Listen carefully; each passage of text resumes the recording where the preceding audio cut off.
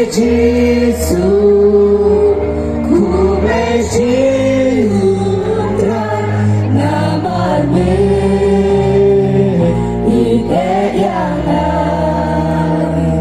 halus Kalvari, biar mamar ku belajar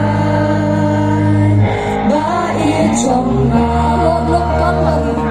halus Kalvari, biar mamar ku belajar baik cuma ku belajar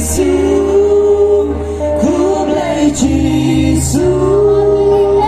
namarmu ide yang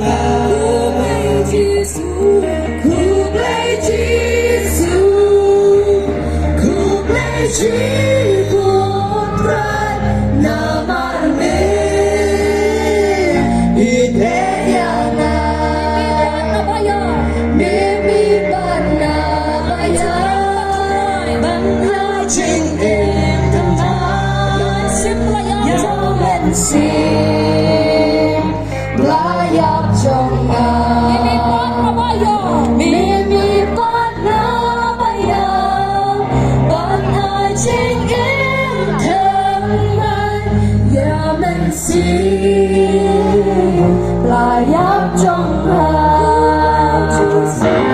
ku belajar Yesus,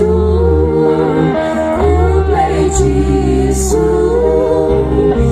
berni ide yang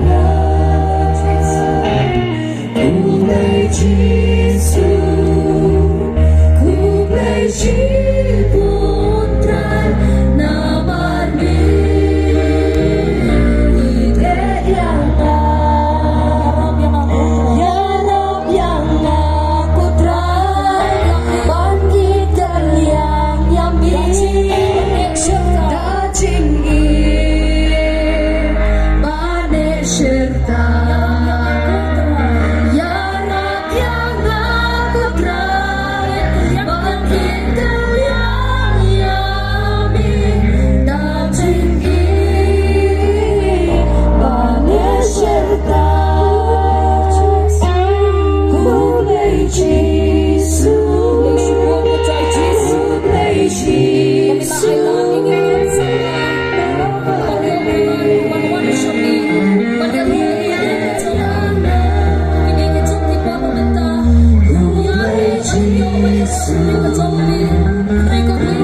Yesus,